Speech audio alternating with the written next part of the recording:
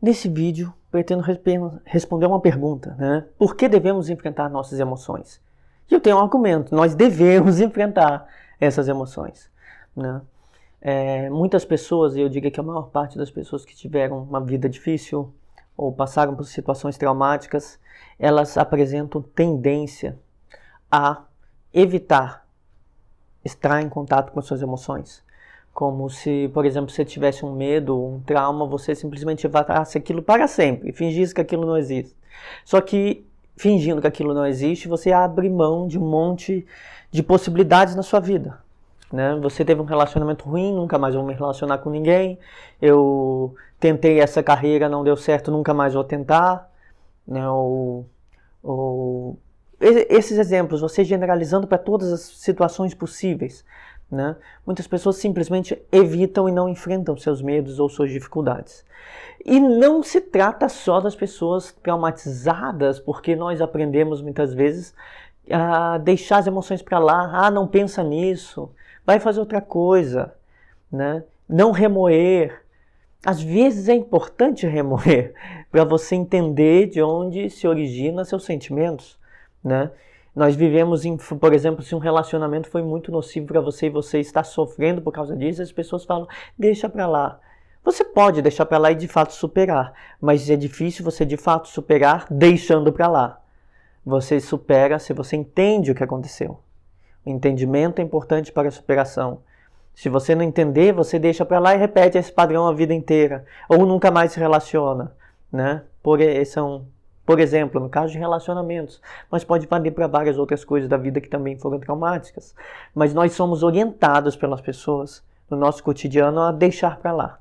Então nós passamos a vida envoltos em distrações para não encarar que temos problemas ou temos dificuldade. Nós vivemos fugindo das dificuldades, dos problemas, principalmente aqueles que nos causam oscilações emocionais, desregulação emocional, emoções muito intensas.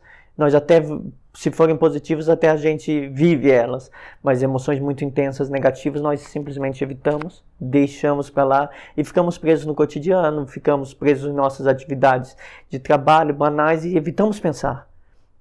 Isso que as pessoas sugerem mesmo, deixe para lá.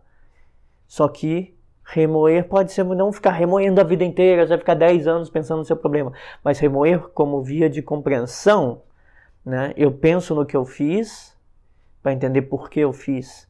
Eu penso no porquê eu estive numa situação para entender por que eu estive naquela situação.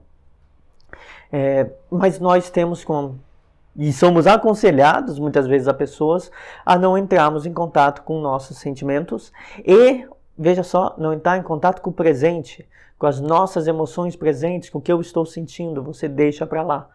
Então não estar em contato com o seu momento presente, você deixar tudo para lá e viver a vida como se fosse uma sucessão de eventos e você não pudesse refazê-la, como se você não pudesse entender seus padrões e mudá-los. Né? Você simplesmente, igual por exemplo, quando tem pessoas que terminam um relacionamento e falam, parte para outra. Peraí, isso eu acho bem nocivo até. Partir para outra, você nem entendeu o que aconteceu, por que deu errado o anterior, qual é seu papel nisso, qual é o papel do outro. E você vai partir para outra, então você não pode parar, porque você pode viver o presente. Aí as pessoas vão dizer, você vai estar vivendo no passado. Não, está vivendo no presente e aceitar que você sente algo agora que está triste, e entender por quê, e viver o luto de uma perda, por exemplo, um término de uma perda, e enfrentar aquilo hoje, para aí sim construir um futuro. E isso não é viver no passado, isso é viver no presente, no que te causa problemas agora, dificuldades agora, mas muitas vezes nós evitamos e somos aconselhados a evitar. Raramente as pessoas fazem perguntas como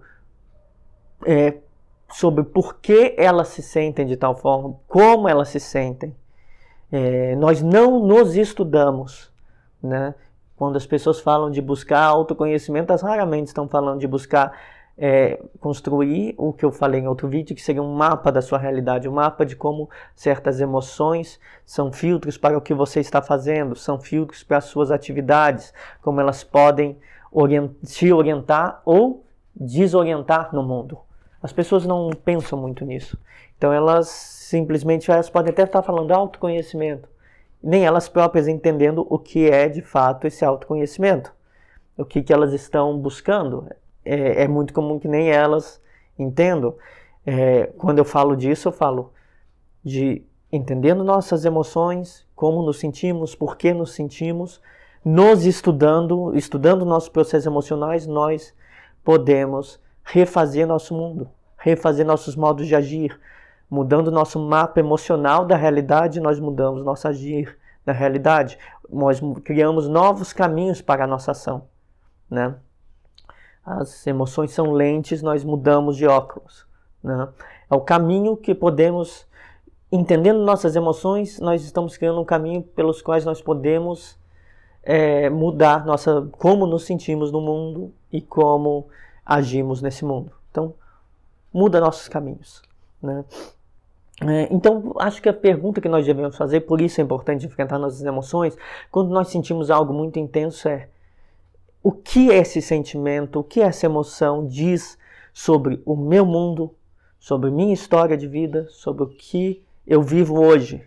Então, o que ele diz sobre o passado, sobre o meu mundo, o meu contexto, o que eu vivo hoje, ou seja, o presente, e o que essas emoções podem ajudar ou prejudicar para o meu ideal de vida, ou seja, futuro. Então, o que elas disseram no passado, para que elas serviram, em que contexto elas surgiram, o que elas podem fazer sobre o meu presente, né? O meu contexto de trabalho, contexto familiar, e o que elas podem ajudar ou atrapalhar para o seu futuro. Então, as emoções dizem coisas. Nós devemos enfrentá-las para ouvir o que elas dizem, não simplesmente fingir, não estou triste, finge que não está triste. Muitas pessoas, é muito comum em depressivos isso. Até se fala muito na internet, tal pessoa estava depressiva e parecia feliz. É muito comum que depressivos, porque os outros dizem, não fique triste. E eles não tenham medo por causa da repreensão dos outros de enfrentar suas emoções, que eles não processem suas emoções, e aí eles parecem felizes, né? Por que não ficar triste? Nós devemos talvez entender o motivo.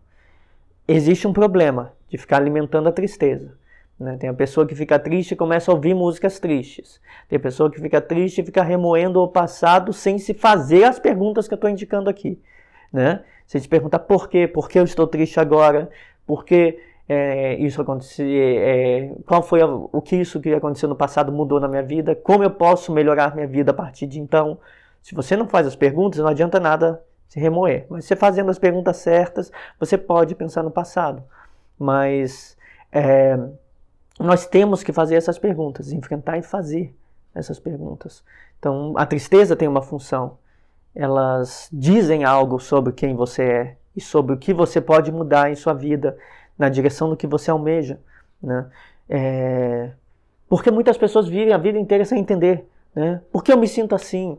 Elas não vão pensar na sua história de vida para entender por que ela se sente assim, né? E quando ela se pergunta por que eu me sinto assim, é perguntar o que antecipa esse sentimento, que contexto provoca ele, quando eu me sinto assim, né? Você pode se sentir assim frente a uma pessoa que tem uma característica de personalidade próxima de alguém que te fez mal. Ou você pode se sentir eufórico se alguém tem um traço de personalidade parecido com alguém que te fez bem.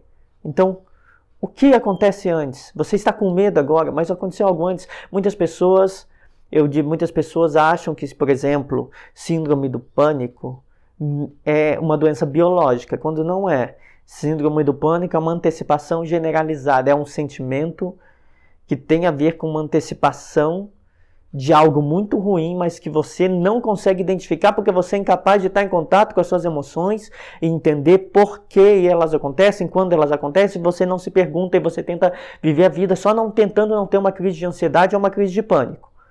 E aí você não se pergunta o que eu estou sentindo, por que eu estou sentindo isso. Não se pergunta, você quer fugir daquela sensação de ansiedade e fugindo da ansiedade você entra em pânico, né? Entra em pânico, você nem sabe de onde vem isso.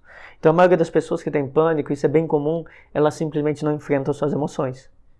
Elas não sabem por que tem pânico. E aí se diz, o pânico é biológico. Não, o pânico não é biológico. Muitas vezes o pânico é residual consequência, efeito colateral de um processo traumático ou de uma ansiedade relativa a um contexto aversivo que foi estimulado, reforçado ao longo de sua vida. Várias vezes, desde a infância, possivelmente. E aí você vira adulto e você tem pânico. E aí, porque você não pensa sobre suas emoções, vão lá, melhora. Você vive sem entender porque você tem pânico. Você não tem nenhuma melhora, né? E sem te perguntar por que eu me sinto assim e entender quando, como, né? Essas características, não há melhora. Isso vale para... Eu falo bastante das emoções negativas, mas vale para todas, né? Vale para as emoções negativas, mas vale para as emoções positivas. E vale para entender o seguinte, as emoções negativas têm uma função para a gente. Se elas dizem para nós, emitem medo, elas estão dizendo para você, não se aproxime disso, vai te fazer mal.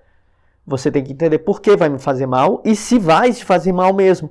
E se essa coisa que você está com medo hoje é igual a coisa que te faz mal de verdade e fez mal no passado.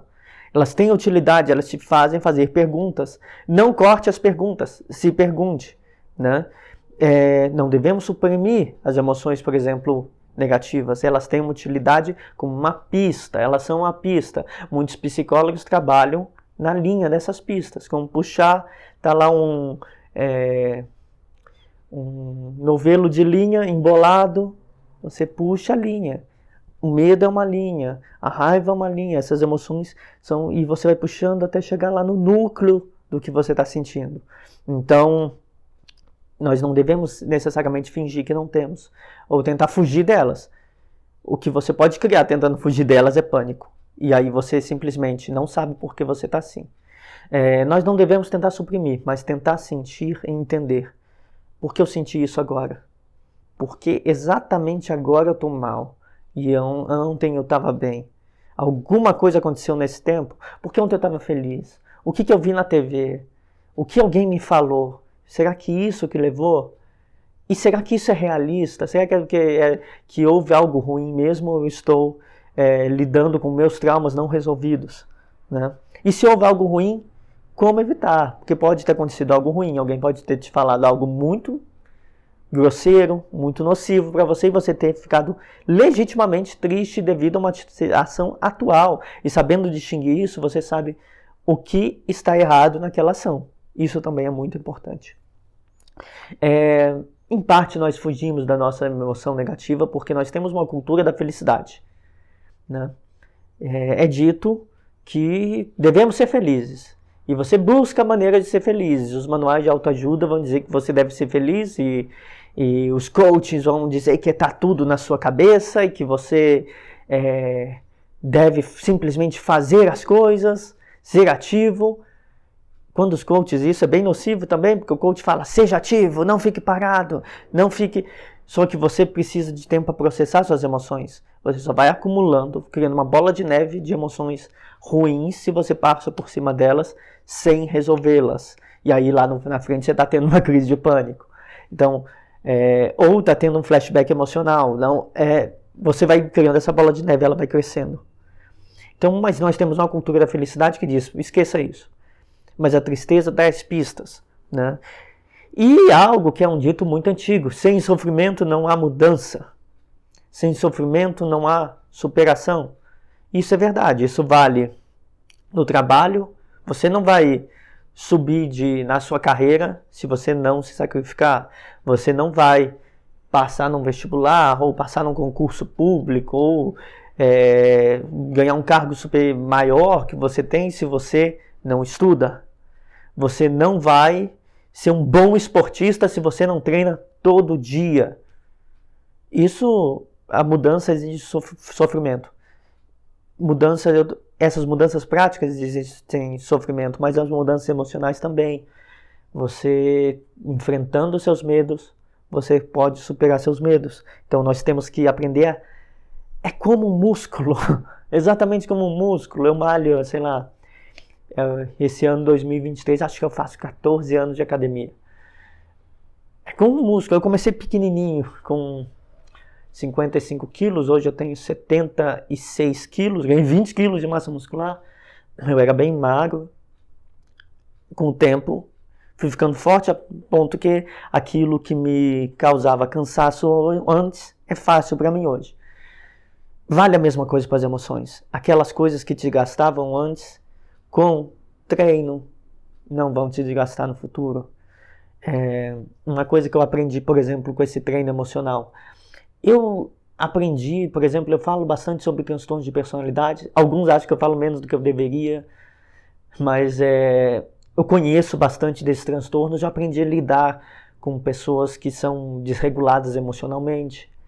E, às vezes, ouvi hoje uma falsa acusação. Quando eu era mais novo, se eu ouvisse uma falsa acusação, alguém estivesse tentando fazer gaslighting comigo, ou projetando algo em mim, eu ficava triste e mal.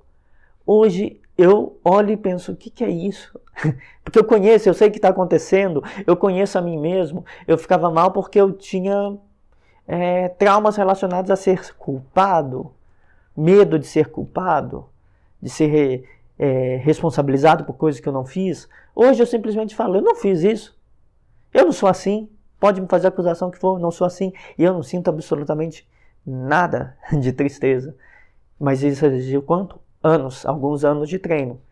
Isso significa, porque a gente não vai evitar para sempre lidar com pessoas problemáticas. Nós podemos lidar com pessoas que são bem emocionalmente desreguladas no nosso trabalho. Eu tive que lidar com isso. Vocês certamente têm que lidar com isso no nosso contexto da nossa comunidade, da nossa vizinhança, né? Família, qualquer pessoa pode ter que enfrentar isso. Mas você pode treinar suas emoções e, ao entendê-las, você falar, tá, eu não sinto mais. Com o tempo você não sente mais nada. Como eu não sinto mais dor levantando 5 quilos, eu vou sentir dor levantando 50, né? Então, eu não sinto mais nada naquela coisa pequena, igual eu sentia quando eu era muito magrinho, pequeno. As emoções podem ser treinadas no longo prazo. E você vai se acostumando com elas a partir do momento que você entende de onde elas vêm, né? Mas nós também devemos questionar as emoções negativas, mas as emoções positivas também. Emoções positivas muito extremas e passageiras podem ser problema. Por exemplo, em pessoas que têm vícios de compra, por exemplo, de compra impulsiva. Compra um negócio super feliz, depois sente culpa. Ou pessoas que se jogam em relações muito impulsivamente, entram na relação super feliz, depois se questionam por que eu entrei nessa relação ruim de novo, em outra relação ruim. Então, muita felicidade, muita euforia pode ser problema também. A empolgação com o contexto pode ser só um reforço ao trauma. O que você deve ler nisso é, eu estou muito eufórico com isso. Será que não tem algo errado? E se perguntar se aquilo faz mal no longo prazo. Amadurecer, se tornar adulto, é saber que você não pode viver só de prazeres, você não pode viver só de coisas positivas, você tem que ter responsabilidades, e às vezes o que te pode causar muita felicidade, tem pessoas que, por exemplo, vão destruir suas vidas ficando só na muita felicidade, sei lá, de farra, festa, né? Você descobrir que talvez eu ficar só saindo para festas, eu não vou estudar, eu não vou melhorar na minha carreira. Talvez saindo assim, se eu tiver um plano de ter uma família, eu não consiga ter uma família. Talvez eu tenha que ter uma vida mais calma, então lá na frente essa vida mais calma vai fazer uma coisa, eu não vou ter aquele pico de felicidade muito alto, muito extremo, mas talvez eu tenha uma felicidade consistente, todo dia, porque altos e baixos. Se você tem um pico de felicidade muito grande, uma empolgação muito grande com algo, depois lá você vai estar lá no chão sentindo tristeza. É muito melhor estar aqui, ó, ao invés de estar altos e baixos, tá? Uma felicidade constante, né? Agradável, ter calma, ter tranquilidade, tudo isso é muito melhor. Então, quando nós temos emoções positivas, nós também temos que nos perguntar, elas vão fazer mal no longo prazo? Emoções consistentes e irregulares são boas, mas muito intensas nem tanto, né? Então nós devemos também enfrentar essas emoções. Significa perguntar por que eu tenho elas, como eu tenho elas, quando eu tenho elas, identificar o que nelas pode ser armadilhas para coisas ruins, se elas realmente vão me fazer felizes no longo prazo, a busca dessas emoções intensas, positivas, né? Então o que eu acho importante é que nós possamos, ao enfrentar nossas emoções, construir nosso mapa emocional, entender compreendendo quando, como e por que eu sinto algo, Quando, como e por que aparecem essas emoções, eu vou permitir andar no mundo, estar localizado no mundo. É o meu GPS e vai me oferecer tranquilidade para tomar decisões. Se eu sei, por exemplo, eu tenho um pouquinho de... Eu me mudei muitas vezes na vida, mas ao mesmo tempo eu não gosto de mudança. Então eu tenho que enfrentar o medo. Eu mudei por decisões de carreira, decisões de estudos, eu mudei de várias cidades ao longo da vida. Cada vez que eu tenho que fazer isso, eu tenho muito medo. Mas eu aprendi a enfrentar esse medo, porque eu gosto de estabilidade. Eu preciso, para estar bem psicologicamente, num contexto estável, de tranquilidade. Só que eu também tenho objetivos na carreira. Então eu evito estar sempre de mudança, porque me causa medo, mas eu me preparo para quando eu tenho que enfrentar esse medo e mudar, ou tomar decisões profissionais. Né? Sabendo que eu sinto medo, eu fico mais tranquilo do mesmo jeito. Né? Sabendo que o meu medo é o medo de mudança, por exemplo. Então é importante saber, e por isso devemos enfrentar nossas emoções. É importante saber o seguinte: se não enfrentarmos, elas vão ficar reprimidas. E emoções reprimidas significa que você vai ter um bando de ações inconscientes, que você não vai assumir, não vai entender, que você vai ter contradições em si mesmo, inconsistências, vai viver em dissonância cognitiva, vai ser totalmente contraditório e nem se perceber. As pessoas que vão perceber em você, que você vai supercompensar, decompensar, vai ter ações extremas na busca de objetivos que você nem sabe para que servem na sua vida, que você vai ter mecanismos de defesa, tipo projeção, que você não vai saber como funciona, porque você não entende por que você está tendo, você simplesmente está fugindo das suas emoções. Pessoas que reprimem emoções podem ter obsessões, compulsões, compulsão alimentar, muitas vezes é fuga de da tristeza, fuga da ansiedade, né? Obsessões são isso, pode ser fuga da tristeza. Então você reprimindo as emoções, você vai desenvolver outras coisas. Você resolve agora, mas piora um monte de outras coisas. Né? Então, aprender a entender suas emoções, descrevê-las para si mesmo, compreender quando elas funcionam, ajuda a evitar todas essas coisas. Ajuda a superar todos esses problemas. Você pode não entender, eu não entendo por que eu sou assim. Então entenda o que você sente. Você vai entender por que você é assim, por que você tem essas dificuldades, por que você é contraditório, por que você sofre com compulsões, por exemplo. Né? Então, você não entende por que você é assim? Entenda as suas emoções, que elas vão te dar uma pista. Né? Elas são esse mapa que eu falei, elas são um mapa da sua realidade. Entendendo elas, mapeando quando ocorrem, você consegue entender seus problemas. E você consegue, no longo prazo, transformar sua vida numa direção que é importante para você.